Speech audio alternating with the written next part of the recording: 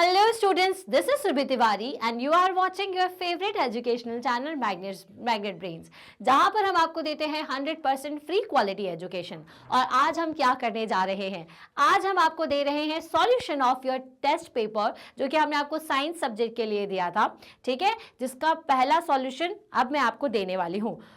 आप magnet brains देख रहे हैं, जहां पर आपको दिया जाता है 100% फ्री क्वालिटी एजुकेशन। अब 100% फ्री मतलब चाहे वो आपका रिवीजन वीडियो हो, चाहे कॉन्सेप्ट वीडियोस हो, चाहे वो टेस्ट पेपर सॉल्यूशन हो, सब कुछ है 100% फ्री। सो इस टेस्ट पेपर सीरीज में हमने 5th से 12th क्लास तक सभी सब्जेक्ट्स के टेस्ट पेपर्स की एक सीरीज दी हुई थी। आई होप आपको आपके साइंस सब्जेक्ट के पहले टेस्ट सीरीज का पीडीएफ मिल चुका होगा। उसका सॉल्यूशन अगर आपने किया है तो बहुत ही अच्छी बात है, और अगर किसी को कुछ सॉल्यूशन नहीं समझ में आया, कोई क्वेश्चन समझ में नहीं आया है, तो मैं अब आपको देने जा रही हूं उसका सॉल्यूशन। हमने इस पेपर में 2 चैप्टर्स को इंक्लूड किया था। Chapter 1 that is nutrition in plants and nutrition in animals. तो इन चैप्टर्स के सारे इंपॉर्टेंट क्वेश्चंस, इनका कौन कौन से फॉर्म में क्वेश्चन पूछा जा सकता है, सब कुछ मैंने उस क्वेश्चन पेपर में इंक्लूड किया हुआ है। तो चलिए, सबसे पहले तो जो क्वेश्चन था वो था मल्टीपल चॉइस क्वेश्चन। तो उसका पहला क्वेश्चन था, organisms which prepare food for themselves using a simple naturally available raw materials are referred to as। अब उन organisms को क्या कहा जाता है जो कि अपना खाना खुद बनाते हैं? तो बहुत आसान सवाल था मेरे हिसाब से तो ये, कि कौन से organisms हैं जो कि अपना खाना खुद बनाते हैं। तो ऑटो मतलब होता है सेल्फ, है ना, और ट्रॉप्स मतलब जो खुद का खाना बनाते हो। तो सेल्फ डिपेंडेंट हो, जो कि सेल्फ अपना खाना खुद बनाए, किसी और ऑर्गेनिजम्स पर डिपेंड ना करें, नेचुरल रिसोर्सेज की मदद से, मतलब कि जैसे आपके सनलाइट और वाटर की हेल्प से जो खाना बनाते हैं वो कहलाते हैं ऑटोट्रॉप्स। सो ऑटो मतलब याद रखिएगा, ऑटो का मतलब होता है सेल्फ, है ना। तो जो सेल्फ खुद खाना बनाते हैं वो कौन होते हैं? तो भाई वो होते हैं आपके प्लांट्स, जिसको आप क्या कहते हो, जिन्हें आप कहते हो ऑटोट्रॉप्स। हीट्रोट्रॉप्स क्या होते हैं भाई? जो कि किसी और पर डिपेंडेंट हो। पैरासाइट्स वो होते हैं जो कि किसी और प्लांट पर ग्रो करने वाला प्लांट होता है। स्पैरोट्रॉप्स जो होते हैं वो आपके फंगी बैक्टीरिया है, जो कि डेड एनिमल्स की बॉडी पर, डेड लीव्स पर अपने फूड रिक्वायरमेंट को खा करके पूरा करते हैं। बैक्टीरिया, फंगी, ये सब स्पैरोट्रॉप्स में आते हैं। सो इसका जो राइट ऑप्शन होना था क्वेश्चन नंबर फर्स्ट का, वो हो जाता option number B, that is autotrophs. ठीक है। So autotrophs are those organisms which are able to prepare their own food by the process of photosynthesis. तो भाई ऑटोट्रॉप्स होते हैं जो कि अपना खाना खुद बनाते हैं। वो कौन होते हैं? वो होते हैं ग्रीन प्लांट्स। सो फोटोसिंथेसिस, जिसमें लाइट और सिंथेसिस की मदद से, लाइट की मदद से खाना बनाने की प्रोसेस की जाती हो, उसे फोटोसिंथेसिस कहते हैं। Is an enzyme regulated and anabolic process of manufacturing of organic component inside the chlorophyll containing cells from carbon dioxide and water with the help of sunlight as a source of energy. अगर बहुत अच्छे से साफ साफ answer समझना है तो simple सी बात है, ऑटोट्रॉप्स वो होते हैं जो कि अपना फूड खुद प्रिपेयर करें, जो जैसे कि प्लांट में होती है फोटोसिंथेसिस की प्रोसेस, जिसमें वो सनलाइट की मदद से अपना sunlight plus carbon dioxide plus water की हेल्प से अपना खाना प्रिपेयर करते हैं और ऑक्सीजन को रिलीज करते हैं उस प्रोसेस के टाइम पर। क्लियर है? चलिए, तो यहाँ पर क्वेश्चन नंबर फर्स्ट हमने एमसीक्यू का कंप्लीट किया था। नेक्स्ट है क्वेश्चन नंबर 2, जो कि हमने पूछा था कि when we observe the lower surface of a leaf through the magnifying lens we see numerous small openings. जो जब हम लीव्स की को देखते हैं किससे? मैग्नीफाइंग ग्लास से, तो हमें छोटे छोटे से ओपन पोर्स दिखते हैं। तो ये पोर्स क्या होते हैं? Which of the following is the term given to such openings? तो ये जो ओपनिंग्स हैं, जो छोटी छोटी सी, ये क्या होती है? इनको क्या कहा जाता है? स्टोमेटा, लेमिना, माइड्रिब या फिर वेन्स? तो बेसिकली ये होती है स्टोमेटा, जिसकी मदद से हम गैसेस को एक्सचेंज करते हैं। हम नहीं, मतलब लीव्स जो है वो गैसेस को एक्सचेंज करती है। तो इसका राइट ऑप्शन क्या होगा? इसका राइट ऑप्शन होगा stomata. So lamina is the green expanded part of the leaf with veins and veinlets. ठीक है। तो बेसिक जो लेमिना होता है वो पूरा ग्रीन एक्सपैंडेड पार्ट जो है उसको लेमिना कहते हैं, जैसे यहाँ पे ऑप्शन में दिया हुआ था ना आपको। ठीक है। And the midrib is the middle prominent when, और ये जो आपका प्रोमिनेंट जो वेन होती है, मिडिल की जो वेन जाती है ना, ये कहलाती है आपकी मिडरिव, ठीक है। Veins provide the rigidity to leaf, rigidness provide करती है लीफ को, ठीक है, and act as a channel for transport of water. तो बेसिकली जो वेन्स बनी हुई होती हैं लीव्स के अंदर, इसका काम क्या होता है कि एक तो रिजिडनेस प्रोवाइड करती है, थोड़ी सी लीफ आपकी इससे थोड़ी सी टाइट रहती है, खुली हुई रहती है, और इसकी मदद से जो पानी का सप्लाई है वो होता है, ठीक है, and act as a channel for transport of water, mineral and food material. Stomata are the minute pores usually located on the underside of the leaf and they take part in exchange of gases during the photosynthesis and respiration. They are surrounded by the guard cell, और वो किससे surrounded होती हैं? Guard cell से surrounded होती है। तो भाई जो चीज आपको ओपन पोर जो लीव्स के ऊपर दिखते हैं वो होता है स्टोमेटा, और बाकी की चीजों के बारे में भी हमने एक्सप्लेन किया कि बाकी की चीजें एक्चुअल में होती क्या है। तो वेन्स जो होती है बेसिकली लीफ के अंदर, वो उसे एक रिजिडनेस तो प्रोवाइड करती ही है, साथ ही साथ वो उसे सारा सप्लाई पहुंचाती है। दैट मींस मिनरल्स पहुंचाएंगे, वाटर पहुंचाता है, फूड पहुंचाने का काम सब कुछ वेन्स करती हैं। क्लियर हो गया? चलिए, तो ये क्वेश्चन नंबर 2 के बाद 3rd आपसे पूछा गया था, in the absence of which of the following will photosynthesis not occur in leaves. तो किसके एब्सेंस की वजह से फोटोसिंथेसिस नहीं हो सकता? गार्ड सेल, क्लोरोफिल, वैक्यूल या स्पेस बिटवीन द सेल्स। तो बेसिकली जो क्लोरोफिल है वो बहुत ज़्यादा इंपॉर्टेंट है आपके फूड प्रिपरेशन में, आपके प्लांट के फूड प्रिपरेशन में। फूड इसलिए बोला क्योंकि प्लांट एक्चुअल में हमारे लिए तो फूड ही है ना, ठीक है। तो भाई ये जो प्लांट है वो अपना क्लोरोफिल के एब्सेंस में खाना नहीं बना पाएंगे। सो क्लोरोफिल क्या होता है? Chlorophyll is the green photosynthetic pigment. तो फोटोसिंथेसिस बेसिकली क्लोरोफिल एक ग्रीन पिगमेंट होता है जिसकी मदद से ये जो एनर्जी है वो उसके अंदर ट्रैप हो जाती है। It traps the solar energy. This energy is then used to synthesise food from carbon dioxide and water by the process of photosynthesis. Clear है? चलिए, सब क्वेश्चन नंबर 4 पर हम फटाफट से पहुंच जाते हैं। तो क्वेश्चन नंबर 4 आपसे क्या पूछा हुआ है? So given below 1 to 4 are some food items which of the above will give blue black colour when tested with the iodine. Well, आपको ग्रीन ब्लू ब्लैक कलर किससे मिलेगा जब आपने आयोडीन इस पे डाला? Boiled and mashed potato, glucose solution, a slice of bread या mustard oil. तो इसमें हमने कई बार इसको क्वेश्चन को पढ़ा हुआ, हमने एमसीक्यूज में देखा, हमने रिवीजन वीडियोस में देखा कि भाई जिसमें कार्ब्स होते, कार्बोहाइड्रेट कंटेंट या स्टार्च कंटेंट होता है, वही आपको ब्लू ब्लैक कलर देगा, ठीक है। तो इसमें से स्टार्च कंटेंट किस में होता है? तो भाई बॉइल्ड एंड जो मैश्ड पोटैटो है और जो आपका स्लाइस ऑफ ब्रेड है, बेसिकली वो ऐसे मटेरियल से बने होते हैं, है ना। जैसे मैश्ड पोटैटो में कार्बोहाइड्रेट्स और स्लाइस ऑफ ब्रेड में स्टार्च, दोनों में स्टार्च होता है। जैसे ही आप इसमें आयोडीन सॉल्यूशन डालोगे तो आपको ब्लू ब्लैक कलर मिलेगा। तो इसका आंसर क्या होगा? इसका ऑप्शन होगा option number B, that is 1st and 3rd, boiled mash potato and a slice of bread. So when iodine is added to starch it turns blue black colour. तो जब आप स्टार्च में क्या add करते हो? आप starch में अगर ऐड कर देते हो आयोडीन, क्या ऐड कर देते हो आप? आयोडीन ऐड कर देते हो, तो आपको क्या मिलता है? तो आपको ब्लू ब्लैक कलर मिलता है, ठीक है। और यहाँ पे ये जो आपका मैश्ड पोटैटो है, ठीक है, पोटैटो है जो कि मैश्ड और बॉइल्ड है, ठीक है, मैश्ड एंड बॉइल्ड है, और साथ में ये जो आपका स्लाइस ऑफ ब्रेड है, ठीक है ना, स्लाइस ऑफ जो ब्रेड है आपका, वो भी क्या है? वो भी एक स्टार्च है। तो इसलिए इसमें जब आप सॉल्यूशन डालते हो तो आपको वो blue and black colour provide करता है। क्लियर है? चलिए, अब नेक्स्ट जो क्वेश्चन हमने आपसे पूछा था मल्टीपल चॉइस क्वेश्चन का, क्वेश्चन नंबर 5। तो which of the following pair of teeth differ in structure but are similar in function? Structure दोनों का अलग है लेकिन फंक्शन दोनों का सेम है। ऐसे कौन से टीथ ऑफ पेयर होते हैं? तो आपने क्या आंसर दिया है इसका? क्या आपने इसका आंसर कैनाइन एंड इंसीसर दिया है? तो भाई ये बिल्कुल गलत है, क्योंकि आपके कैनाइन टीथ है ये जो कि थोड़े से नुकीले होते हैं, और आपके इंसीसर्स होते हैं ये बीच वाले जो कि थोड़े से फ्लैट होते हैं, है ना। इनका काम होता है किसी भी चीज़ को टीयर करना और इसका काम होता है किसी भी चीज़ को कट करना, ठीक। And molar and pre molars, तो भाई ये आंसर अगर आपने दिया है तो ये सही है, क्योंकि ये स्ट्रक्चर इनका थोड़ा सा डिफरेंट होता है, लेकिन काम दोनों का होता है च्यू करने का। क्लियर है? Next is incisor and molars. अगर आपने दिया है तो अगेन आप गलत है, क्योंकि incisors are very different and molars are very different. Incisor तो छोटे होते हैं और जो आपके मोलर्स होते हैं वो थोड़े से फ्लैट होते हैं। प्री मोलर एंड कैनाइन तो बिल्कुल भी गलत है, क्योंकि ये थोड़ा आपका च्यू करने का और ये आपके नुकीले होंगे जो कि आपको टीयर करने के काम आते हैं। क्लियर है? तो इसका सही ऑप्शन क्या है? इसका सही ऑप्शन है molar and premolar, that is option number B.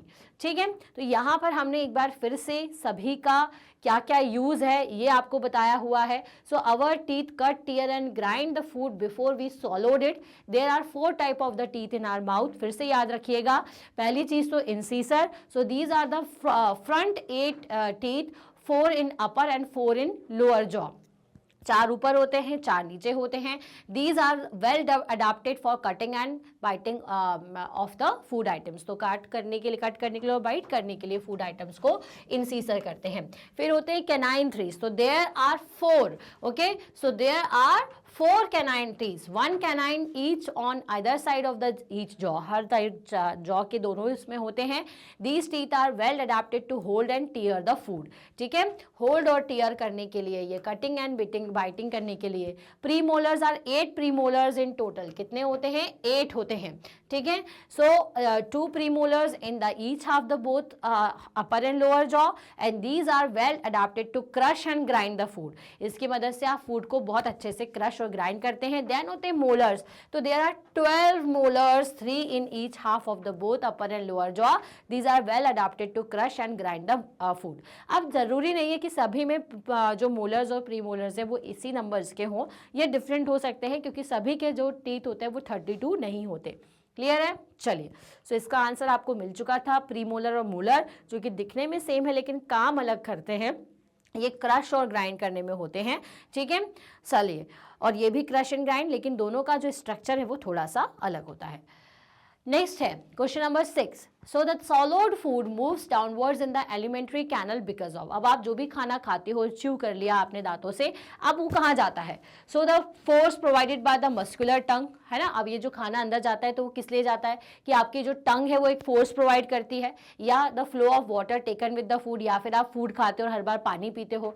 Gravitational force, the contraction of muscle in the wall of food pipe. तो बेसिकली जो आप फूड सॉलो करते हो वो एलिमेंट्री कैनल में जाता है आपके मसल्स के कॉन्ट्रैक्शन की वजह से, ठीक है। तो आपने जैसे ही सॉलो किया, सॉलो करने में जो फोर्स लगता है वो लगता है मस्कुलर टंग का, लेकिन जो सॉलिड फूड है, क्या पूछा गया है? Solid food moves downwards in the alimentary canal, तो वो जाता है आपके मसल्स के कॉन्ट्रैक्शंस की वजह से। So the muscles of oesophagus gently pushes the food down to the stomach in a wave like action, ठीक है। इस तरह से वेव लाइक एक्शन उसमें होता रहता है, और वो धीरे धीरे धीरे धीरे धीरे धीरे धीरे जो खाना है आपका उस मोशन की, उस पुश की वजह से नीचे की तरफ जाता है, ठीक है। सो जो वेव लाइक है, मतलब कॉन्ट्रैक्ट हो रही है, रिलैक्स हो रही है, फिर कॉन्ट्रैक्ट, फिर कॉन्ट्रैक्ट, रिलैक्स। तो एक कॉन्ट्रैक्शन और रिलैक्शन की वजह से जो खाना है वो ऊपर से नीचे जाता है। So actually this movement take place throughout the alimentary canal to push the food forward. तो फूड को आपके नीचे तक ले जाने का जो पूरा काम है एलिमेंट्री कैनल में कॉन्ट्रैक्शंस और रिलैक्सेशंस के कारण ही होता है। क्लियर हो गया? तो भाई इसका आंसर आपको मिल गया है। अब फटाफट से हमने एक क्वेश्चन 7 इंक्लूड किया था जिसमें पूछा था कि the acid present in stomach, जो स्टमक में हमें HCl जो होता है वो एसिड होता है, वो बेसिकली क्या काम करता है? किस the harmful bacteria that may enter along with the food, protect the stomach lining from the harmful substances, digest the starch into the simpler sugar, या मेक्स द मीडियम एल्कलाइन। या फिर जो आपका फूड है उसको सिंपल शुगर में convert करेगा, या एल्कलाइन मूवमेंट करेगा, एल्कलाइन मीडियम बना के रखता है, या फिर ये आपके हार्मफुल बैक्टीरिया को किल करता है। तो भाई बिल्कुल ये हार्मफुल बैक्टीरिया को किल करने का काम करता है। तो जो एसिड होता है वो कौन सा होता है? ये होता है हाइड्रोक्लोरिक एसिड। कौन सा एसिड होता है? Hydrochloric acid. तो hydrochloric acid present in stomach kills the harmful bacteria that enter stomach along with the food. Food के साथ जो भी हार्मफुल बैक्टीरिया आते हैं उसको किल करने का काम यही HCl करता है and makes the medium in the stomach acidic, और हमारे स्टमक के अंदर जो भी मीडियम है उसको कैसा बना देता है, एसिडिक मीडियम का बना देता है। आई होप आपको ये पॉइंट और ये जितने भी MCQs थे आपके आंसर्स भी करेक्ट हो, क्योंकि ये कई क्वेश्चंस जो है वो हमने हमारी MCQ सीरीज में कवर किए थे, रिवीजन वीडियो में मैंने इन सारे पॉइंट्स को आपको बताया हुआ है, तो आई होप आपको आंसर पहले से ही पता था ना। चलिए अगर नहीं भी पता है तो कोई बात नहीं, दोबारा से हम सीख लेंगे, अभी एग्जाम को देने में टाइम है, ठीक है। चलिए, so the false feet of amoeba are used for movement only, capture the food only, capture the food and movement, exchange the gases only. So well basically क्या करता है ये, कैप्चर और मूव तो करता है, मतलब दोनों चीजें करेगा, इसलिए इसका ऑप्शन क्या होता है, option number C, the false feet of और स्यूडोपोडियम, क्या कहते हैं उसे अपन, स्यूडोपोडियम, जो कि फॉल्स फीट कहलाता है अमीबा का, जिसका यूज किया जाता है दोनों चीजों के लिए, मूव होने के लिए और फूड को कैप्चर करने के लिए, ठीक है। So the exchange of gases take places by the body wall through the diffusion, और ये जो एक्सचेंज ऑफ गैसेस लिखा हुआ था ना कि ये गैस इसको एक्सचेंज करता है, तो ये होता है आपके डिफ्यूजन प्रोसेस के थ्रू, है ना, बॉडी वॉल में जो डिफ्यूजन होता है उसकी वजह से, ये फॉल्स फीट की वजह से, मूवमेंट की वजह से नहीं करता। क्लियर। चलिए अब नेक्स्ट हमने पूछा था आपसे क्वेश्चन नंबर 9, तो क्वेश्चन नंबर 9 था आपका फिल इन द ब्लैंक्स। तो फिल इन द ब्लैंक्स में पहला क्वेश्चन जो पूछा हुआ है कि dash is the elimination of unused part of the food. अब वो क्या होता है जिसमें हम अनयूज्ड पार्ट को, फूड का अनयूज्ड पार्ट जो है उसको एलिमिनेट करते हैं, तो वो क्या कहलाती है, तो वो प्रोसेस कहलाती है हमारी इंजेशन की प्रोसेस, ठीक है, इजेशन की प्रोसेस। कौन सी प्रोसेस कहलाती है, इजेशन प्रोसेस, ठीक है, इजेशन। नेक्स्ट है the digestive system in human consist of dash and dash. अब हमारा जो डाइजेस्टिव सिस्टम होता है पूरा, उसमें क्या क्या होता है, तो हमारे डाइजेस्टिव सिस्टम में एक तो स्टमक इंक्लूड होता है और क्या इंक्लूड होता है, स्मॉल इंटेस्टाइन,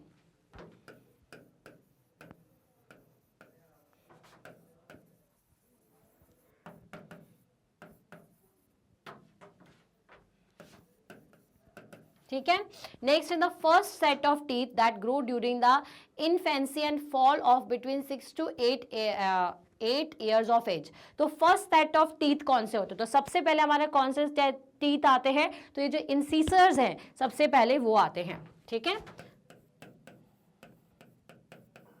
आपको तो पता ही होगा, कई बच्चों के दांत टूटे होंगे, है ना, तो भाई इंसीसर्स जो है वो सबसे पहले आते हैं, देन उसके बाद कैनाइन, फिर फ्री मोलर्स, फिर मोलर्स। क्लियर है। So carbohydrate and fats are important nutrition. अब कौन कौन सा भैया इंपॉर्टेंट न्यूट्रिशन होता है, तो कार्बोहाइड्रेट्स होते हैं, प्रोटीन होता है, ठीक है, एंड फैट्स, ठीक है, and fats are important nutrition. Then उसके बाद dash can make their own food from the simple nutrition, है ना। अब अपने जो खुद का खाना बनाते हैं वो कौन से होते हैं, वो होते हैं प्लांट, या फिर आप इसको ऑटोट्रॉप्स भी लिख सकते हो, ऑटोट्रॉप्स, ठीक है। सो प्लांट या फिर autotrophs can make their own food from the simple nutrients. All elements are directly और indirectly dash on the plants और फूड। तो जितने भी एलिमेंट्स हैं वो डायरेक्टली और इनडायरेक्टली किस पर डिपेंड हैं, सो ये सब डिपेंड है फूड पर, प्लांट और फूड पर, ठीक है। तो चलिए ये सब हो गया अपना खत्म fill in the blanks. I hope आपको इसके आंसर्स समझ में आए होंगे। यहाँ पे मैं और अच्छे से लिख देती हूँ, ये हो गया प्रोटीन, क्लियर है।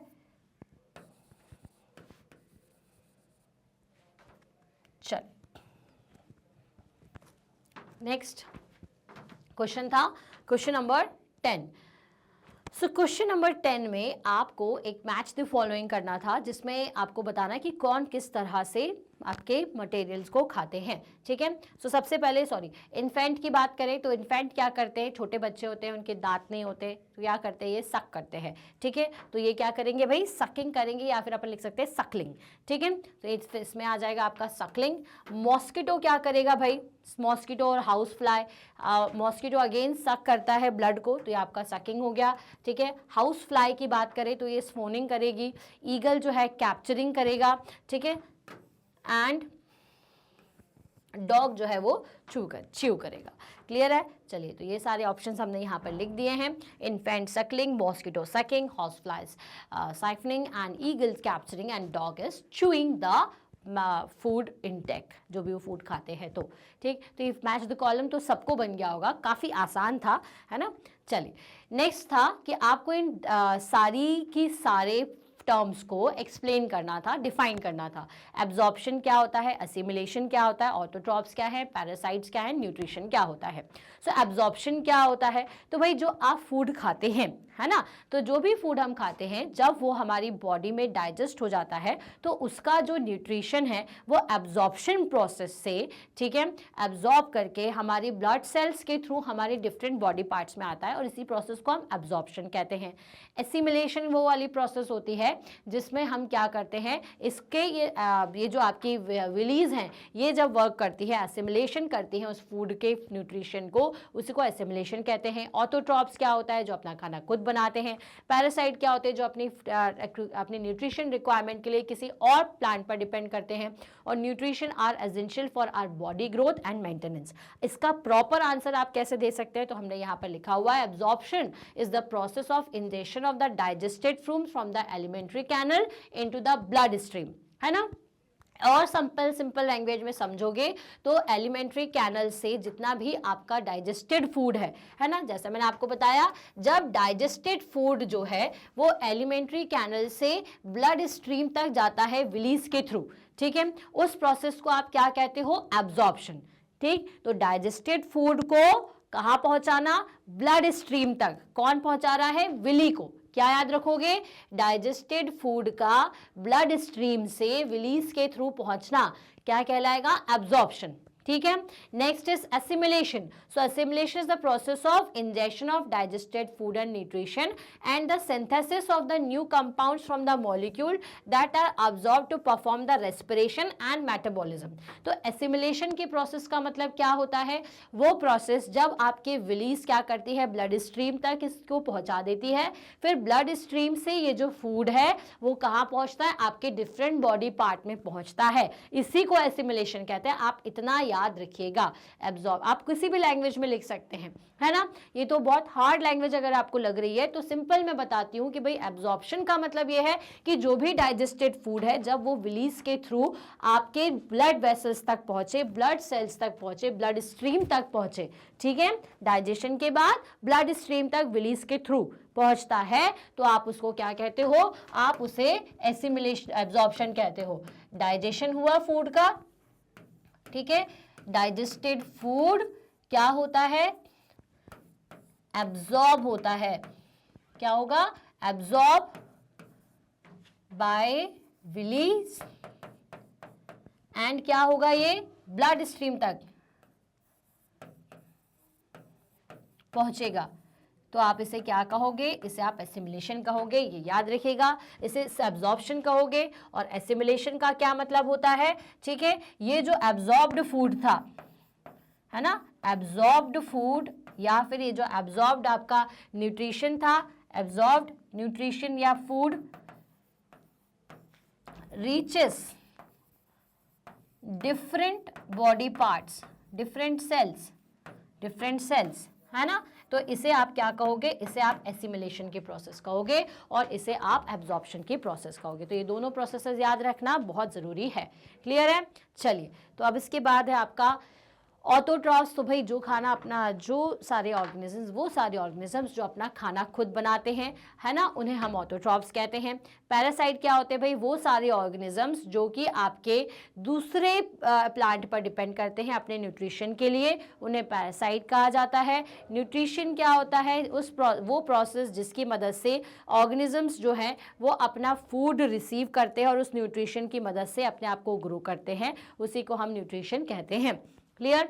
चलिए, so what are stomata, explain their function. Stomata क्या होता है, तो भाई स्टोमेटा जो है बेसिकली हमारे प्लांट के लीव्स पर पाए जाने वाले छोटे छोटे टाइनी पोर्स होते हैं। सबसे पहले याद क्या रखोगे, टिनी pores. So the टिनी pores present on the under side of the leaf surface and surrounded by the guard cells, जो कि एक छोटे छोटे से टिनी पोर्स होंगे जो कि गार्ड सेल्स से सराउंडेड होते हैं। टिनी processes surrounded by guard cells, याद रखिएगा। ओके, और ये गार्ड सेल्स क्या करती हैं, ये गार्ड सेल्स इसको ओपन और क्लोज करने का काम करती है। ये एक स्टोमेटा ओपन कंडीशन में है, ये स्टोमेटा आपका क्लोज कंडीशन में है, ठीक है।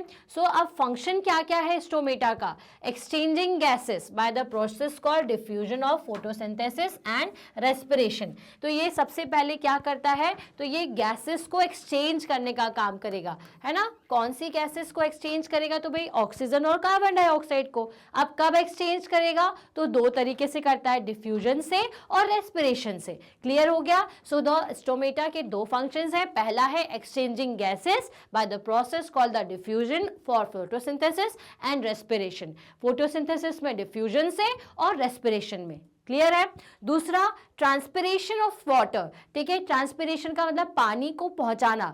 सो transpiration of water that is the loss of, मतलब पानी को बाहर पहुंचाना, that is the loss of excess water from the plant by evaporation of water from the upper surface of the leaf, ठीक है। नेक्स्ट क्या करता है, ये ट्रांसपिरेशन ऑफ वाटर करता है, या फिर आप याद रखिए कि ये एवोपरेशन करता है। तो पानी में जो एक्स्ट्रा पानी है, आपके प्लांट में जो एक्स्ट्रा पानी है, उसे एवोपरेशन के थ्रू प्लांट से बाहर निकालने का काम कौन करता है, तो वो करता है स्टोमेटा। याद रहेगा। तो जो छोटे छोटे से पोर्स है जो कि लीव्स के ऊपर होते हैं, है ना, उसे ही हम क्या कहते हैं, उन्हीं को हम कहते हैं भाई स्टोमेटा, जो कि गार्ड सेल की मदद से ओपन या क्लोज होते हैं। आप ये डायग्राम भी याद रखिए, ये ओपन स्टोमेटा है और ये क्लोज स्टोमेटा है। स्टोमेटा के दो काम, एक तो एक्सचेंज ऑफ गैसेस और दूसरा ये क्या करेगा, एवोपरेशन ऑफ वाटर। जो एक्सेस वाटर है, जो एक्स्ट्रा वाटर है प्लांट के अंदर, उसे एवोपरेशन की मदद से बाहर निकालने का काम करता है।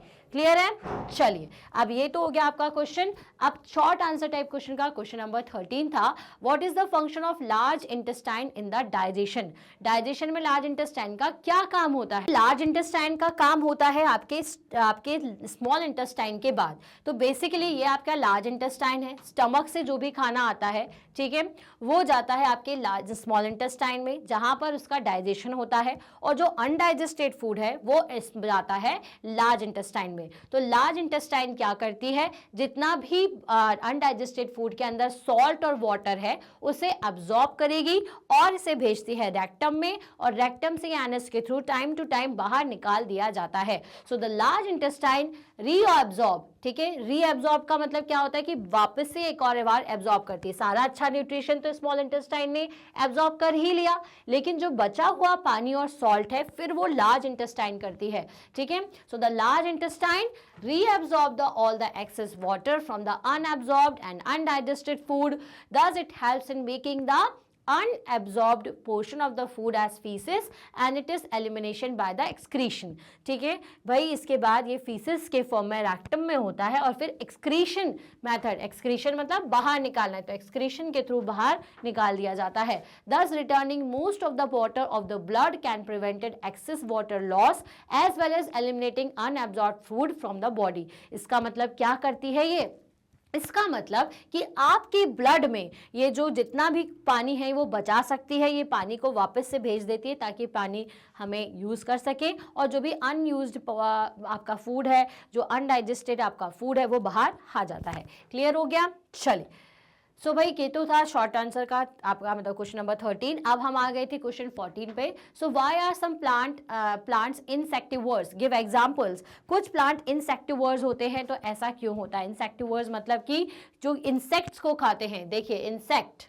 वर्ड्स, सो इंसेक्ट को खाते क्यों हैं, तो भाई ऐसे प्लांट्स जनरली ऐसी सॉइल में ग्रो होते हैं जहां पर उनको उनके प्लांट के ग्रोथ के लिए जो ज़रूरी चीज़ है नाइट्रोजन, वो नहीं मिल पाती है। तो क्या करते हैं, उसकी कमी को पूरा करने के लिए ये इंसेक्ट्स को खाते हैं, ताकि उनको जो भी आपकी नाइट्रोजन की कमी है या जितने भी न्यूट्रिशन की कमी है वो उन्हें उन इंसेक्ट से मिल जाए, ठीक है।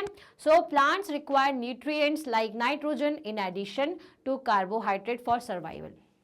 प्लांट्स को नाइट्रोजन की जरूरत होती है ताकि वो अच्छे से सर्वाइव कर पाए. So in the places where there is a lack of nutritions specially nitrogen, some plants fulfil their nitrogen requirement by digesting insects in order to absorb the necessary nitrogen. Nitrogen को absorb करने के लिए इन सारे insects को खा लेते हैं. Examples of the insectivore plants including Venus fly trap, utricularia, drosera, rafflesia, pitcher plant. ठीक है, सो हमने इसमें पिचर प्लांट के बारे में ज़्यादा पढ़ा था, तो आपको इसमें से जो भी एग्जाम्पल अच्छे तरीके से याद रहे आप एग्जाम में लिख सकते हैं. क्लियर है? तो भाई क्यों इंसेक्टिवर्स होते हैं? क्योंकि और शॉर्ट में आंसर देना है तो हम लिख सकते हैं कि इन सभी को अपनी न्यूट्रिशन रिक्वायरमेंट को पूरा करने के लिए इंसेक्ट्स को खाना पड़ता है. क्लियर है? चलिए, अब है व्हाट इज डायरिया. डायरिया क्यों हो जाता है? तो भाई जो गंदा पानी आप पीते हो, ठीक है, सो उसकी वजह से ये बैक्टीरिया प्रोड्यूस होते हैं. So when access water from the digested food is not reabsorbed. ठीक है, अब बेसिकली क्या होता है कि जो पानी आप पी रहे हो अगर वो गंदा है तो वो आपकी बॉडी एब्जॉर्ब नहीं करेगी, तो वो एक्सेस में हो जाएगा. ठीक है, सो ये जो एक्सेस वाटर है जो कि डाइजेस्टेड फूड से आता है, अगर वो रीअब्सॉर्ब नहीं होता है इट्स लार्ज इंटेस्टाइन से, so it is passed out through the stool which is loose and watery. तो वो आपके स्टूल से निकलेगा, तो इससे क्या होगा कि बहुत ही वाटरी हो जाएगा, वो लूज होता जाएगा. And passage of this watery stool frequently is called the diarrhoea. और ये फ्रिक्वेंटली होता है, इसी को आप डायरिया कहते हो, which is caused by the microbial infection of the alimentary canal. This can lead to severe dehydration that can be controlled by using the oral rehydration solution that is ORS. तो ORS का form में अभी याद रखिएगा, oral rehydration solution, है ना. तो basically क्या होता है, डायरिया क्या होता है कि आपके फूड को आपने खाना खाया लेकिन आपके जो कैनल है वो आसानी से उस पानी को एब्जॉर्ब नहीं कर रही है, वो नीचे उसको भेजती जा रही, लार्ज इंटेस्टाइन तक गया, उसने भी पानी एब्जॉर्ब नहीं किया, तो वो आपके स्टूल से निकलता जाएगा बाहर. ठीक है, तो वो लूज होगा, वाटरी होगा बहुत ज़्यादा. तो इसमें क्या होता है, जब पानी अच्छी तरीके से अगर एब्जॉर्ब नहीं हो पा रहा है इन माइक्रोबिक इन्फेक्शन की वजह से, तो क्या होता है कि पानी की कमी हमारी बॉडी में हो जाती है, तो डिहाइड्रेशन भी हो सकता है. ठीक है, तो बेसिकली डायरिया में be caused by the bacteria और parasite found in food and water. तो ये बैक्टीरिया हमारी बॉडी में एंटर कैसे कर जाता है, अगर हमने कोई फूड ऐसा खाया जिसमें ये बैक्टीरियाज हैं, गंदे बैक्टीरियाज और पानी, तो उसकी वजह से डायरिया होगा. और वो डायरिया क्या करेगा, आपके बॉडी के अंदर जो पानी का एब्जॉर्प्शन है वो नहीं करेगा, वो पानी डायरेक्ट आपके स्टूल के साथ में निकलता जाता है. क्लियर है? तो डायरिया क्या है ये आपने बता दिया, जो हमने आपसे पूछा था. अगर बता दिया है तो बहुत अच्छी बात है, नहीं भी बताया तो अब आप सीख चुके हैं, आप इसका आंसर दे सकते हैं. अब आता है कि सिम्बायोसिस क्या होता है. What is symbiosis? With example, with the help of example. तो symbiosis is the relation between the two organisms, दो ऑर्गेनिजम्स के बीच का रिलेशन, जिसमें कि एक उसे फूड एंड शेल्टर प्रोवाइड करेगा और दूसरा उसके एवज में उसके लिए वो उसे कुछ और चीज़ प्रोवाइड करे. लाइक हमारे लिग्मिनस प्लांट होते हैं, है ना, जो फलीदार पौधे होते हैं, उनमें होता है एक राइजोबियम बैक्टीरिया. ये राइजोबियम बैक्टीरिया अपना खाना खुद नहीं बना पाता, तो वो अपना फूड इस जो अपना न्यूट्रिशन रिक्वायरमेंट है वो इन लिग्मिनस प्लांट से लेता है और इन लिग्मिनस प्लांट को इसके लिए नाइट्रोजन प्रोवाइड करता है. तो इन दोनों के बीच में एक रिलेशन है, सिम्बायोसिस रिलेशन कहलाती है. क्लियर है? So symbiosis is the relation that exists between the two organisms living in a close physical association. तो ये जो symbiosis relation होती है वो बेसिकली दो organisms के बीच में हो, जो कि कैसे होते हैं, close physical association रखते हैं, मतलब साथ में physically भी जुड़े होते हैं, which is mutually beneficial for both, जो कि दोनों के लिए ही क्या होता है, बहुत ही फायदेमंद होता है, beneficial हो. तो ऐसा relation जो कि physically association हो और दोनों के लिए beneficial हो, उसे आप सिम्बायोसिस कहते हो. In this relationship both organisms are equally benefited and no organism is affected by this relationship. So इसमें दोनों को ही बेनिफिट मिलता है, मतलब ऐसा नहीं है कि एक जो है वो दूसरे का फायदा उठाता जाए, दूसरे का खाना खाता जाए और उसे कुछ ना दे. इसमें दोनों ही ऑर्गेनिजम्स एक दूसरे की मदद करते हैं, एक दूसरे को कुछ ना कुछ प्रोवाइड करते हैं. ठीक है, so these interaction last for a long term with the survival of both spices. और ये दोनों तब तक रहते हैं साथ में जब तक कि दोनों ही सर्वाइव करते हैं. ठीक है, जैसे ही कोई एक आध खत्म होता है तो दूसरा ऑटोमेटिकली खत्म हो जाएगा. फॉर एग्जाम्पल ये जो राइजोबियम बैक्टीरिया ये कब तक सर्वाइव कर पाएगा, जब तक कि उसको प्लांट है, क्योंकि प्लांट उसको सारा फूड न्यूट्रिशन दे रहा है. लेकिन अगर ये नहीं रहेगा तो राइजोबियम बैक्टीरिया नहीं रहेगा, और राइजोबियम बैक्टीरिया क्या करता है, इसको नाइट्रोजन देता है, तो ये अच्छी तरीके से ग्रो करेगा। जब बैक्टीरिया नहीं रहेगा तो ये प्लांट भी नहीं रहेगा। क्लियर हो गया? So example for organism that follow the symbiosis include the lichens the और माइक्रोहोरिजा, या फिर सारे लिग्निनस प्लांट और राइजोबियम के बीच का ये जो रिलेशन है वो। क्लियर है? चलिए नेक्स्ट था question number 17। So question number 17 में पूछा है कि how explain how photosynthesis occur in plants. तो आप इसे स्टेप बाय स्टेप लिख सकते हैं। सबसे पहले तो आप ये बता सकते हैं कि फोटोसिंथेसिस में क्या क्या रिक्वायर्ड है। तो फोटोसिंथेसिस के लिए सनलाइट रिक्वायर्ड है, कार्बन डाइऑक्साइड, वाटर, ठीक है, ये सारी चीज़ें हमें फोटोसिंथेसिस के लिए रिक्वायर्ड है। अब क्या होता है कि द प्रोसेस बाय ऑर्गेनिजम्स, अब एक एक पॉइंट बाय पॉइंट्स अपन इसको समझेंगे कि the process by which organisms use sunlight to synthesise nutrition from carbon dioxide and water to create their own food is called photosynthesis. या इसको और सरल शब्दों में और सरल लैंग्वेज में अगर आप समझना चाहें तो वो प्रोसेस जिसमें जो प्लांट्स हैं वो सनलाइट और वाटर प्लस कार्बन डाइऑक्साइड की मदद से ज़रूरी न्यूट्रिशन बनाते हैं अपने फूड के फॉर्म में, उसे हम कहते हैं फोटोसिंथेसिस की प्रोसेस। ठीक है? In this process, organic food like starch is synthesized by inorganic molecule like water and carbon dioxide. अब एक ऑर्गेनिक मॉलिक्यूल और एक इनऑर्गेनिक मॉलिक्यूल, इन दो शब्दों का यूज करना सीखें। ऑर्गेनिक फूड जैसे कि स्टार्च बनता है, किसकी मदद से बनता है? वाटर और कार्बन डाइऑक्साइड की मदद से। तो यहाँ पे कार्बन डाइऑक्साइड और वाटर की मदद से क्या बनेगा? शुगर, या फिर आप कह सकते हो starch. So the main energy source which is sunlight is trapped by the green pigment. अब बेसिकली क्या होता है कि ये प्रोसेस क्या है, आप समझ गए, वो प्रोसेस है जिसमें कि सनलाइट, कार्बन डाइऑक्साइड और वाटर की मदद से प्लांट्स जो है वो अपना फूड बनाते हैं। ये जो फूड होता है वो स्टार्च के फॉर्म में होता है, जो कि एक ऑर्गेनिक फूड मैटर है, और इनऑर्गेनिक मटेरियल मॉलिक्यूल जैसे कि वाटर और कार्बन डाइऑक्साइड का ये यूज करते हैं। ठीक है? अब इसमें क्या होता है, जैसे ही सन की एनर्जी प्रोड्यूस होती है, जैसे ही सनलाइट जो है इन लीव्स पर पड़ती है, तो ये जो लीव्स के जो ग्रीन पिगमेंट्स हैं जिनको हम क्लोरोफिल कहते हैं, वो क्या करते हैं, वो इसे एब्जॉर्ब करना शुरू कर देते हैं, है ना। So the main energy source which is sunlight is trapped by the green pigment. The chlorophyll is present in all green parts of the plants including leaves. ठीक है? So the raw material required are carbon dioxide and water, where carbon dioxide is absorb from the atmosphere and water is absorb from the soil. अब ये जो sunlight है वो जाती है आपके इन ग्रीन पिगमेंट्स पर, जिसको क्लोरोफिल कहा जाता है, जहां पर ये जो क्लोरोफिल है वो वाटर प्लस कार्बन डाइऑक्साइड के साथ मिलकर के ग्लूकोज और ऑक्सीजन बनाता है। ठीक है? सनलाइट गई इनके पोर्स में, ग्रीन पिगमेंट्स पे, ये जो क्लोरोफिल है उस पे, इस क्लोरोफिल को मिल गई वाटर रूट से और एटमॉस्फेयर से कार्बन डाइऑक्साइड मिली। इन लोगों ने रिएक्शन किया, स्टोमेटा ने क्या किया, कार्बन डाइऑक्साइड को एब्जॉर्ब किया, और green pigment plus carbon dioxide plus water की मदद से एनर्जी निकली, जो कि फूड के लिए जो कि प्लांट के रिक्वायर्ड थी, that is glucose plus oxygen. ठीक है? So glucose is used by the plants for generating energy and to make other essential substance like cellulose and starch, और इसी ग्लूकोज की मदद से ये सेलुलस और स्टार्च को बनाते हैं और अपने आप को ग्रो करते हैं। तो ये थी एक कंप्लीट फोटोसिंथेसिस के मेथड। आप इसे और भी ज़्यादा पॉइंट वाइज पॉइंट आंसर दे सकते हैं। Next is question number 18। So question number 18 long answer type question है। अगेन इसमें आपसे पूछा है explain the process of nutrition in amoeba. Amoeba जो है वो कैसे न्यूट्रिशन लेता है। अब सबसे पहले तो प्रोसेस क्या है, प्रोसेस का मतलब समझिए, जैसे कि हमारी ह्यूमन बॉडी में प्रोसेस होती है, हमारी ह्यूमन बॉडी में इंजेक्शन होता है, डाइजेशन, इजेक्शन, एसिमिलेशन, एब्जॉर्प्शन, सब कुछ होता है। उसी तरीके से अमीबा के साथ भी सारी चीज़ें होंगी। सबसे पहले तो ये क्या करेगा, अपने फॉल्स फीड जिसको हम कहते हैं सूडोपोडियम, उसकी मदद से फूड तक पहुँचता है। ये देखिए ये फूड है, ठीक है। अब वो फूड के ऊपर जाएगा, उसे क्या करेगा, वहां से इंजेक्ट अंदर करेगा। ठीक है? इंजेक्शन करेगा अपने फूड वैक्यूल की मदद से। ठीक है? फूड वैक्यूल की मदद से क्या करेंगे, इस फूड को अंदर की तरफ करता है। ठीक है? तो इस प्रोसेस को आप क्या कहते हो, इंजेक्शन कहते हो।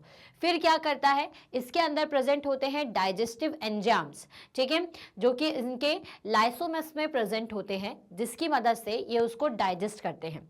देन उसके बाद होता है एब्जॉर्प्शन, है ना, मतलब कि जो भी जरूरी न्यूट्रिशंस है उनका एब्जॉर्प्शन होगा, जो कि इसके साइटोप्लाज्म की मदद से ये होता है। The digested food is absorbed by the cytoplasm and the energy thus produced from the food is used to perform different life process. अब क्या हुआ, डाइजेशन हुआ, डाइजेशन होने के बाद में जो भी फूड है उसका एब्जॉर्प्शन ये करते हैं, फिर एब्जॉर्प्शन के बाद एसिमिलेशन होता है। एसिमिलेशन का मतलब कि इसके हर बॉडी पार्ट्स में चला जाएगा, ठीक है। एसिमिलेशन का क्या मतलब होता है कि ये एनर्जी जो है ये इसके सब तरफ फैल जाएगी ताकि ये अपने सारे ज़रूरी काम कर पाए, और फिर उसके बाद जो कि अनडाइजेस्टेड फूड था ये उसे क्या करता है, ये उसे रप्चर करता है, या फिर आप ये कह सकते हो या अपने आप में से रिलीज आउट कर देता है। क्लियर हुआ ये बात? तो ये सारे पॉइंट्स को याद रखते हुए हमें पता है कि जैसे हमारी बॉडी में इंजेशन, डाइजेशन, एब्जॉर्प्शन, एसिमिलेशन और इजेशन होता है, उसी तरीके से अमीबा में भी होता है। बस अमीबा फॉल्स फीड सूडोपोडियम की मदद से उस फूड तक जाता है, देन उसके ऊपर जाकर के उसे कैप्चर करेगा, इंजेस्ट करेगा, ठीक है। तो the process of nutrition in amoeba is done through the holistic nutrition and the process is called the phagocytosis, ठीक है। इतना अगर नहीं भी याद है तो आप सिर्फ इतना बता सकते हैं कि इसकी जो प्रोसेस है वो कुछ इस तरह से है।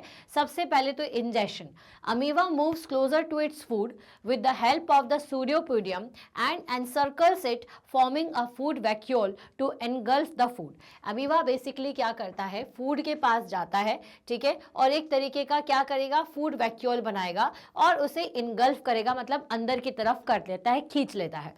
देन उसके बाद जब वो फूड जाता है तो वो डाइजेस्ट होगा।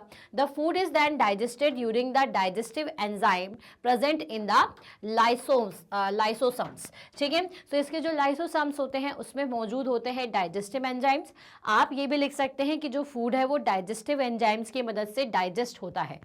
देन उसके बाद जो भी डाइजेस्टेड फूड है उसके भी जरूरी न्यूट्रिशन, ठीक है। देन क्या होता है, absorption. So the digested food is absorbed by the cytoplasm and the energy thus produced. Okay, so digested food cytoplasm से एब्जॉर्ब कर लिया जाता है, और उसके बाद ये जो एब्जॉर्ब्ड फूड है उसे हम ट्रांसफ़र करते हैं, हम नहीं, मतलब जो अमीबा है वो ट्रांसफ़र करता है उसके डिफरेंट पार्ट्स पे ताकि उसकी प्रॉपर लाइफ प्रोसेस चले, जिसको एसिमिलेशन कहते हैं, ठीक है। So the energy thus produced from the food is used to perform different life processes. और फिर होता है आखिरी में इजेशन। इजेशन की प्रोसेस क्या होती है, to excrete the undigested food and amoeba ruptures its cell wall and release it out the cell. अपनी सेल वॉल को रप्चर करेगा और उसे अपने सेल से बाहर की तरफ निकाल देगा। तो ये किसकी प्रोसेस है, ये प्रोसेस है न्यूट्रिशन इन अमीबा की। क्या यही पूछा था, या हमने explain the process of nutrition amoeba यही पूछा था, और इसको आप इस तरह से आंसर और इस तरह से डायग्राम के साथ रिप्रेजेंट कर सकते हैं। नेक्स्ट है, how do plants obtain nutrition other than carbohydrate. तो ये न्यूट्रिशन उनको कहाँ से मिलता है भाई, कार्बोहाइड्रेट्स के अलावा।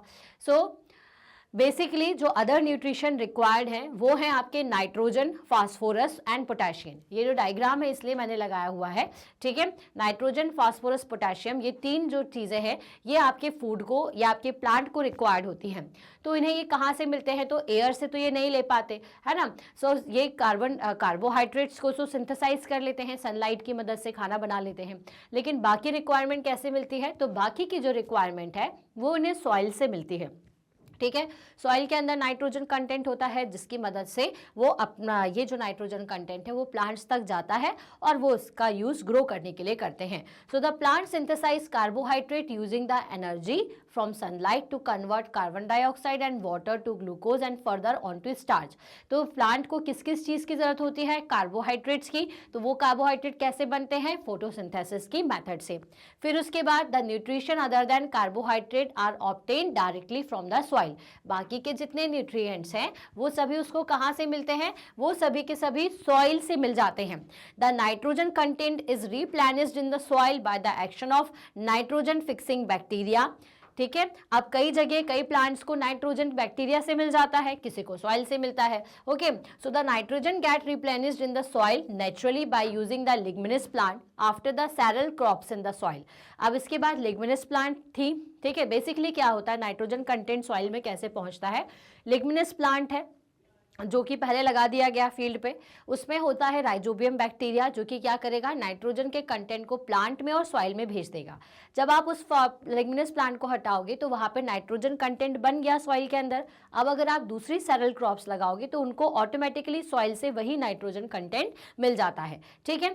सो nitrogen compound can be replenished in the artificial ways by adding the fertiliser and manure to the soil. पर अब क्या होता है कि लोगों को बहुत सारी खेती करना है, तो वो टाइम टाइम पर हर तरीके की क्रॉप्स लगाते हैं, तो नाइट्रोजन के कंटेंट को पूरा करने के लिए फिर हम फर्टिलाइजर्स और मैन्योर का यूज करते हैं। क्लियर हो गया। Some insectivore plants like the pitcher plant and the Venus flytrap get their nitrogen requirement fulfilled by consuming insects. In this process, the insects are trapped and digested by the plant and the nutrients are released into the body of the plant. तो basically आपसे यही question पूछा है कि how do plants obtain nutrition तो other than carbohydrate. तो आप सबसे पहले लॉन्ग आंसर टाइप है तो कार्बोहाइड्रेट को बता सकते हो कि ये जो आपकी कार्बोहाइड्रेट है ये नॉर्मल फोटोसिंथेसिस की मेथड से डेवलप होता है, ठीक है। क्लियर है, ये फोटोसिंथेसिस से हमें मिल गया। अब जो बाकी के अदर न्यूट्रिएंट्स हैं ये इन्हें कैसे मिलते हैं, तो ये मिलते हैं सॉइल से, ठीक है, या फिर बैक्टीरिया से, और इसके अलावा इंसेक्ट्स, है ना। तो ये इन तीनों चीज़ों से बाकी के न्यूट्रिशंस लेते हैं, और वो बाकी के न्यूट्रिशंस है क्या, वो है NPK, ठीक है, नाइट्रोजन, पोटेशियम एंड आपका फॉस्फोरस, ठीक है, ये तीनों मिलते हैं। अब इसकी मदद से, नाइट्रोजन की मदद से क्या होता है, तो ये भी आपको बता दूं कि क्लोरोफिल अच्छा प्रोडक्शन होता है और वेजिटेटिव ग्रोथ होती है। क्या होता है नाइट्रोजन से, इसको क्लोरोफिल इनकी बॉडी में अच्छा होता है, ठीक है। देन उसके बाद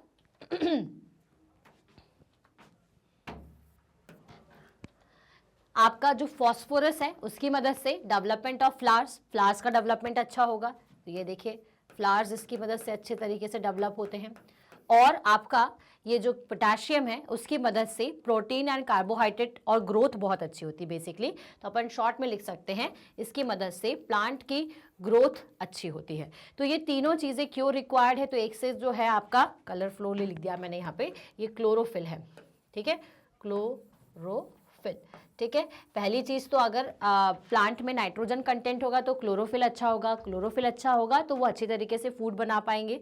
आपके जो पोटेशियम्स हैं उनकी मदद से ये ग्रोथ अच्छे कर पाएंगे, और फॉस्फोरस और इसकी मदद से फ्लावर्स, ठीक है। तो ये तो सारा हो गया आपका आंसर, लॉन्ग आंसर टाइप का क्वेश्चन जो कि था क्वेश्चन नंबर 19। अब हमने आपसे पूछा है क्वेश्चन नंबर 20 में कि explain the process of digestion in small intestine, कि स्मॉल इंटेस्टाइन में पूरा डाइजेशन कैसे होता है। तो आप इसको पूरा प्रोसेस समझाएंगे डायग्राम के साथ में कि डाइजेशन कैसे होगा। तो digestion in the small intestine is accomplished by the action of digestive juices from the liver, pancreas and small intestine. सबसे पहला पॉइंट जो याद रखोगे वो ये कि आपको मिलते हैं डाइजेस्टिव जूसेस, ठीक है, क्या मिलते हैं, digestive juices. So small intestine में आते हैं डाइजेस्टिव जूसेस जो कि आ जाते हैं लीवर से, पैनक्रियास से और स्मॉल इंटेस्टाइन में। सो अब इसके बाद ये पॉइंट याद रखेंगे कि डाइजेस्टिव जूसेस के हेल्प से खाना डाइजेस्ट होता है, जो कि कहाँ से आता है, लीवर, पैनक्रियास से और स्मॉल इंटेस्टाइन से। क्लियर है। अब the bile juice secreted by the liver help in digestion of fat, breaking the big fat droplets into the smaller droplets. अब इसमें सबसे पहले क्या याद रखोगे आप, बाइल जूस के बारे में। किसके बारे में, बाइल जूस के बारे में। तो बाइल जूस क्या करता है, फैट को तोड़ता है, डाइजेस्ट करता है और बिग पार्टिकल को छोटे ड्रॉपलेट्स में कन्वर्ट करेगा। क्लियर हो गया। ये किसके बारे में है, बाइल जूस के बारे में। It does not contain any enzymes, और इसमें कोई भी एंजाइम्स नहीं होते हैं। क्या नहीं होते हैं, एंजाइम्स, ठीक है। तो ये तो बाइल जूस हो गया। नेक्स्ट कौन सा होता है आपका, पैनक्रियाटिक जूस। कौन सा, पैनक्रियाटिक जूस। तो पैनक्रियास जो होता है, pancreatic juice secreted by the pancreas containing the enzymes for the digestion of carbohydrates, protein and liquids, ठीक है। सो जितने भी आपके कार्बोहाइड्रेट और प्रोटीन्स हैं वो सभी किसकी मदद से होते हैं? पैनक्रियाटिक जूसेस की वजह से, ठीक है। Next, pancreatic amylase helps in the digestion of carbohydrate while the trypsin helps in the digestion of protein, ठीक है। अब इसमें आप ये बता सकते हो, या तो आप इसको अगर नहीं भी मेंशन करोगे तो चलेगा, कि ये जो पैनक्रियाटिक एमलिसिस होते हैं वो आपके कार्बोहाइड्रेट्स को, और जो ट्राइप्सिन होते हैं वो हमारे प्रोटीन को डाइजेस्ट करते हैं, ठीक है। The enzymes of the intestinal juice eventually break down the carbohydrate, protein and lipids into their simplest components such as glucose, amino acid and fatty acids. और ये जो इंटेस्टाइनल जूस होता है इसका काम क्या होता है? तो ये जो इंटेस्टाइनल जूसेस है ये आपके सारी चीज़ों को किसमें तोड़ने का काम करते हैं? ये glucose, amino acids and fatty acids में इसे तोड़ने का काम करते हैं। तो बेसिकली आपकी जो डाइजेशन होता है आपके स्मॉल इंटेस्टाइन के अंदर, वो किस किस की वजह से होता है? तो वो होता है आपका बाइल जूस, पैनक्रियाटिक जूस और इंटेस्टाइनल जूस की वजह से। बाइल जूस के लिए याद रखिएगा कि इसका काम क्या होता है?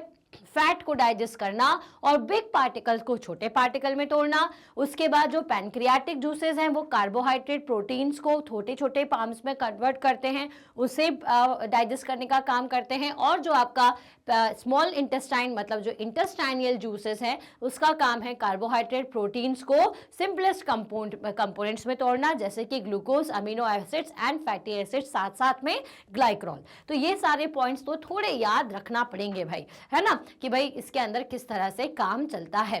क्लियर है? चल, तो यहाँ पे क्वेश्चन नंबर खत्म होगा और हम पहुंच चुके हैं अब हमारे लास्ट क्वेश्चन की तरफ, जो कि है क्वेश्चन नंबर 21।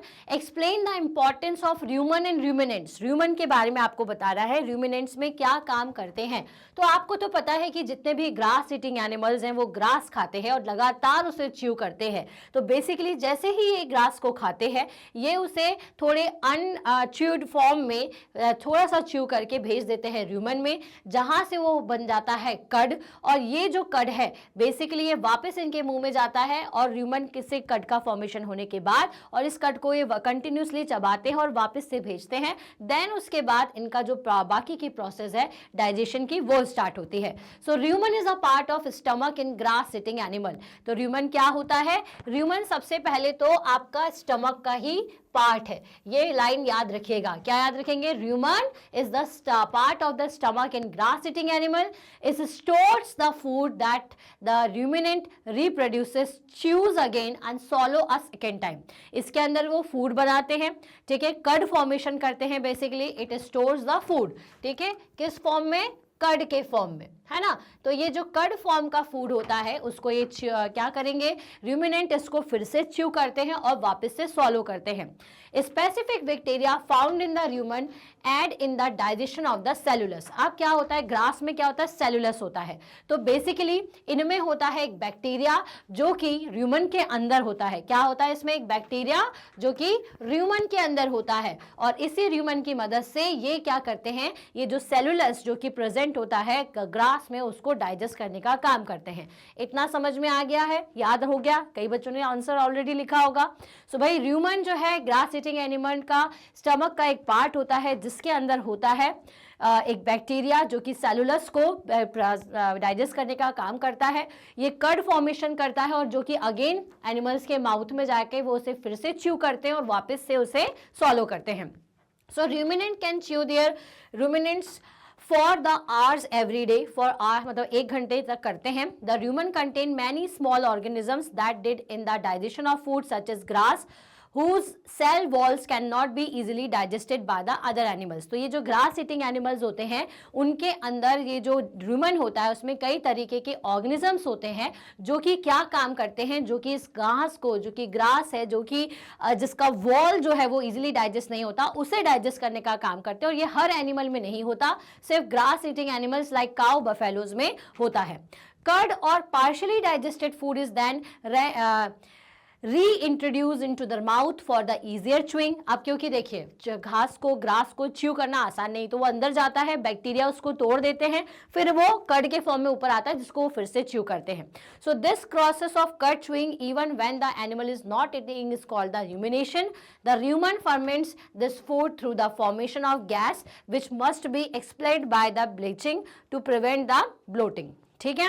सो वेल बेसिकली आपको यही बताना था कि ये जो आपके र्यूमन है, रूमिनेंट्स जो होते हैं जिनके अंदर र्यूमन होता है, उसका काम इतना इंपॉर्टेंट क्यों है? क्योंकि भाई ये जो घास खाने वाले जितने भी एनिमल्स होते हैं, ग्रास ईटिंग जितने भी एनिमल्स होते हैं, वो खाते हैं ग्रास जो कि होता है रिच इन सेलुलस। मेरी बात को ध्यान से सुनिएगा, सेलुलस को च्यू करना भी आसान नहीं है, ना ही वो डाइजेस्ट आसानी से होता है। तो ग्रास ईटिंग एनिमल्स के स्टमक में होता है र्यूमन, उस र्यूमन में होते हैं बैक्टीरिया और एंजाइम्स जो कि माइक्रो ऑर्गेनिजम्स जो कि क्या करते हैं, उस बिना डाइजेस्टेड ग्रास को थोड़ा सा इस फॉर्म में, कड के फॉर्म में कन्वर्ट करते हैं ताकि जो एनिमल्स है उसको आसानी से च्यू कर ले। च्यू करने के बाद जब उसको स्वॉलो करते हैं देन वो आसानी से डाइजेस्ट हो पाता है। तो इसलिए भाई र्यूमन बहुत ज़्यादा हेल्पफुल है। क्लियर, समझ में आया? चलिए, सो यहाँ पे मैं खत्म करती हूँ हमारा पहला टेस्ट पेपर का सॉल्यूशन जो कि इंक्लूड करता है चैप्टर नंबर 1 और चैप्टर नंबर 2 को। यहाँ पर हमने सारे टफ क्वेश्चंस लिए हैं, इजी क्वेश्चंस भी लिए, मतलब कि सारा फर्स्ट एंड सेकंड चैप्टर का जो इंपॉर्टेंट पोर्शन है या फिर जो एग्जाम पॉइंट ऑफ व्यू से इंपॉर्टेंट क्वेश्चंस हैं वो सभी हमने टेस्ट पेपर में इंक्लूड किए थे। आई होप आपकी तैयारी बहुत अच्छी हो चुकी होगी इस टेस्ट पेपर से।